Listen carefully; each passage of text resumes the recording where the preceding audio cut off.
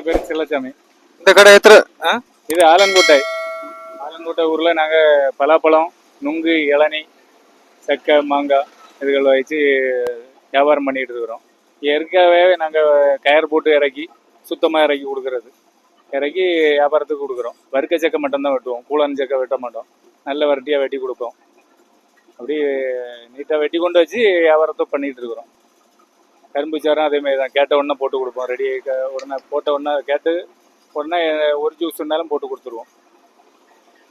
இந்த கடை வந்து எத்தனை வருஷமா போட்டிருக்கீங்க? ஒரு 2 வருஷமா போட்டுருவோம். இந்த வறுக்க சக்கை வந்து உங்களுக்கு சொந்த இதுவா இல்ல எடுக்கிறீங்க? ஏற்கனவே நாங்கள் ஒவ்வொரு வருஷத்துக்கு பாட்டம் எடுத்து ஒவ்வொரு ஆட்கள்கிட்ட வாங்கி விற்கிறது தான். இது வறுக்க சக்கை சாப்பிட்டால நன்மைகள் ஏதாவது உண்டா? இது எப்படி புரியல? இப்போ வறுக்க சக்கை சாப்பிட்றோம்ல, அதனால ஏதாவது உடம்புக்கு நல்லதா? இல்லை, உடம்புக்கு நல்லது தான். இது இயற்கையாக மற்ற மாதிரி விளைய வைக்கிறது தான். மற்ற மாதிரி நம்ம இதுல எந்த கலப்படமும் கிடையாது. ஊசி எந்த இன்ஜெக்ஷனோ எதுவும் கிடையாது. நம்ம மாம்பழம் வேற இயற்கையாக பழுக்க வைக்கிறது தான். வைக்கல்ல பழுக்க வச்சு எடுக்கிறது தான். மற்ற மாதிரி எந்த மூலிகைகளோ ஏதோ ஒன்றுமே கிடையாது. கயர் போட்டு நீட்டாக வெட்டி இறக்கி தான் பலாப்பழம் எல்லாம் வச்சுருக்கிறோம். கீழே வெட்டி கண்டமட்டில் போட்டு இறக்குறது கிடையாது. நல்ல வரட்டியாக கொடுப்போம் கேட்குற ஆட்களுக்கு.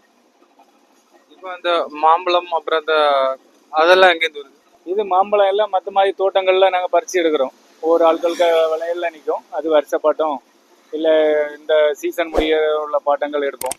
எடுத்து அதை சொந்த மாட்டை பறித்து இயற்கையாக பழுக்க வச்சு கொண்டு வருவோம். கொண்டு வந்து இதில் வச்சு விற்போம். இப்போ வந்து இந்த கடை போனால எவ்வளோ வருமானம் வருது உங்களுக்கு? இது வருமானம்னாய் மழை நேரங்களில் ஒரு பைசாயும் வருமானங்கள் கிடையாது. எல்லாம் வெளியே தான் அள்ளி போடணும். வெட்டி வச்சு 5 பைசாயும் வருமானங்கள் இருக்காது. சில நேரம் நல்ல இந்த வெயில் நேரங்களில் நல்லா ஓடிடும். இது நிறைய இப்போ வியாபாரங்கள் நிறைய ஆகிடுது. அதனால கொஞ்சம் கம்மி தான், வருமானங்கள் அந்த அளவு இல்லை.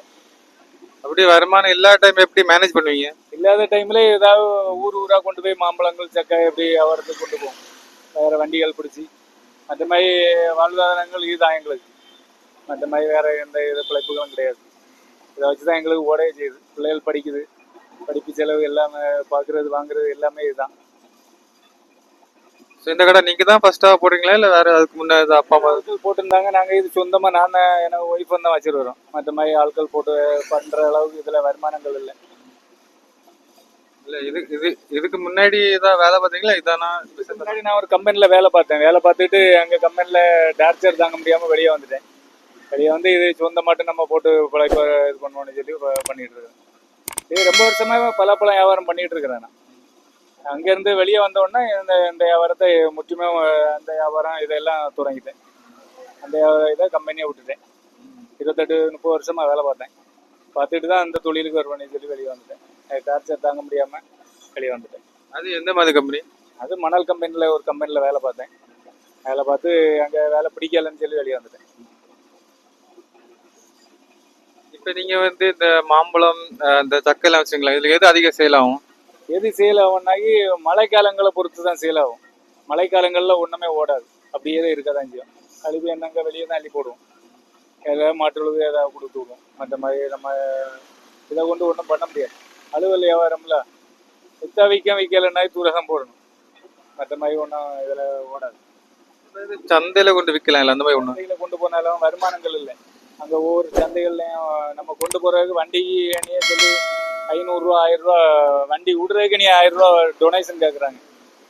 வெளியே சந்தையில் விட்டாச்சுனாலே 500 ரூபா 1000 ரூபா கொண்டாங்க, சந்தைக்கு வந்திருக்கல நான் சொல்லி கேட்குறாங்க. வண்டி நம்ம இங்கேருந்து வெளியே கொண்டு போகணுன்னாலே 8000 9000 ரூபா வண்டியோடவே ஆகுது.